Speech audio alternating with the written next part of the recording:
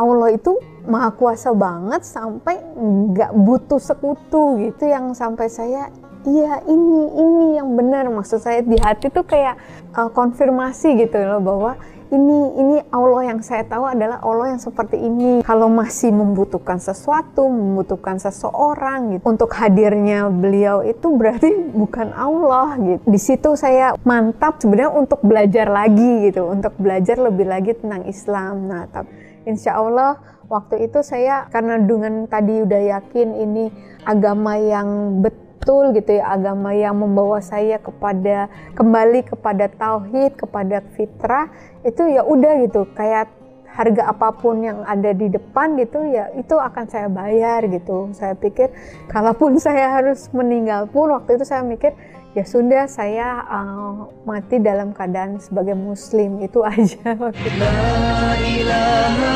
illallah Muhammadur Rasulullah. Dan yang aku lihat setelah aku lebih lagi belajar dalam ilmu-ilmu di Islam ini, ternyata memang Islam itu satu, yang aku tahu Islam itu agama yang sempurna menurut saya. Semua pedoman pertanyaan yang kita butuhkan tuh ada di situ gitu ya, detail gitu. Nah, kedua, Islam tuh agama yang fitrah banget. Jadi ketika agama fitrah ya itu kan kita selalu mencari kebenaran ya. Jadi nggak ada pertentangan di dalamnya itu, nggak ada juga yang ngelawan fitrah kita tuh, nggak ada gitu di ajarannya. Kemudian ternyata Islam tuh ya agama para nabi dan rasul selama ini dari awal sampai akhir. Nabi kita ya itu sebenarnya yang dibawa oleh Islam, nilai ketauhidan itu sebenarnya, makanya Islam itu agamanya para nabi dan rasul gitu. Nah, kemudian yang saya lihat Islam itu juga agama yang fair, yang adil gitu. Ketika itu kebenarannya itu yang disampaikan gitu, nggak ada yang direkayasa, direvisi, diganti dan sebagainya. Kemudian aku lihat juga Islam tuh agama ilmu banget ya. Itu kelihatan banget gitu ya, ketika memang untuk beriman itu justru kita harus dipersilahkan untuk berpikir dulu gitu. Kamu harus berpikir dulu, ambil pelajaran dulu, kalau dalilnya jelas boleh kamu imanin, kalau enggak ya nggak usah gitu. Itu yang saya paling rasakan gitu ya. Di samping ya banyak hal tadi ya, kalau dari sisi kesehatan kan bener-bener menjunjung tinggi kesehatan, kebersihan banget, banyak tibu nabawi juga ya. Itu sih yang aku rasakan tentang Islam gitu ya.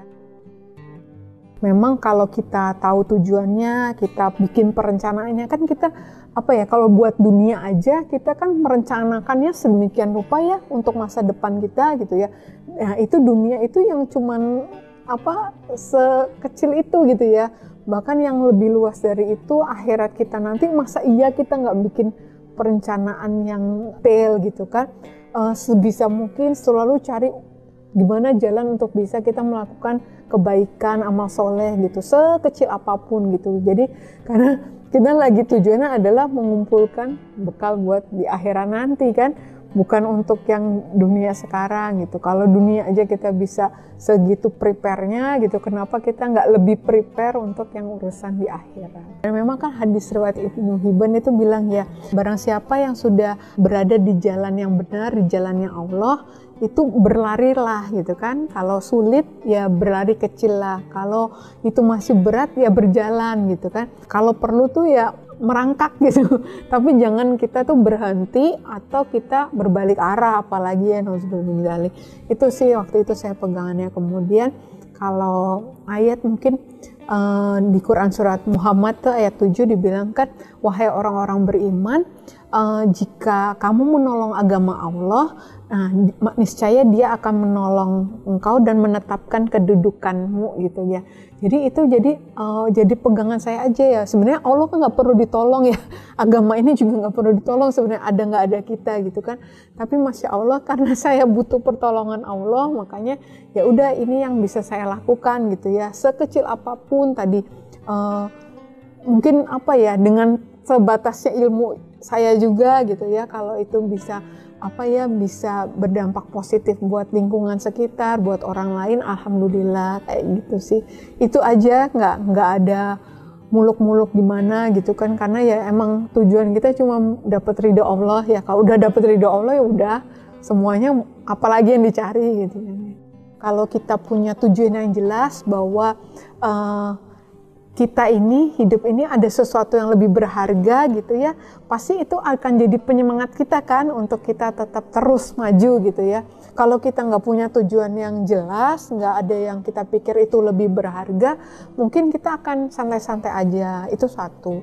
Yang kedua, kita itu udah punya sebenarnya petunjuknya, panduannya, kan katanya dibilang ya di surat Al-Baqarah itu di awal 1-5, kalau nggak salah, bahwa orang yang mendapat petunjuk itu orang yang beruntung gitu ya. Jadi sebenarnya kita tuh orang-orang yang beruntung gitu. Kenapa? Karena kita adalah orang yang mendapat petunjuk.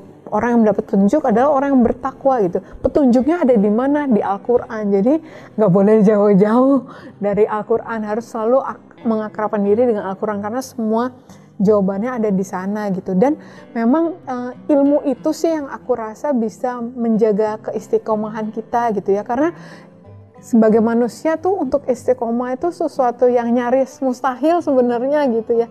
Apa namanya, suatu benar-benar karomah gitu ketika kita bisa istiqomah gitu, karena ketika kita bisa istiqomah itu murni benar-benar karena kekuatan dari Allah gitu. Jadi kalau kita punya ilmu juga kayak kita ya, nanti kita ketika menghadapi masalah, kalau kita tahu ilmunya, kita tahu petunjuknya, insya Allah kita jadi lebih tenang gitu kan, lebih lebih yakin gitu loh apa yang harus kita lakukan gitu. Kalau kita semakin ngelihatnya ke diri sendiri, biasanya kita makin insecure tuh, makin kayaknya nggak mungkin lah bisa menang dari masalah ini. Tapi waktu kita switch gitu ya, hati kita, lisan kita, mata kita, fokus kita, seluruh organ tubuh kita itu kepada Allah. Nah di situ biasanya justru jalan keluarnya tuh ada gitu, bahkan dari arah yang kita tidak sangka-sangka ya gitu, karena Allah itu janji Allah sih untuk orang yang bertawakal gitu kan ya, Allah akan kasih jalan keluarnya.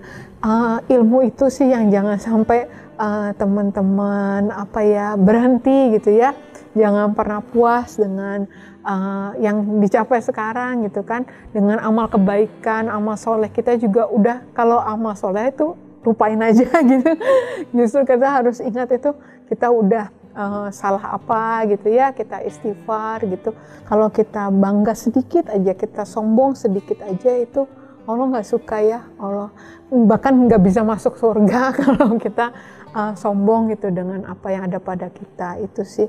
Dan sebisa mungkin kita cari kesempatan untuk melakukan amal kebaikan, amal soleh.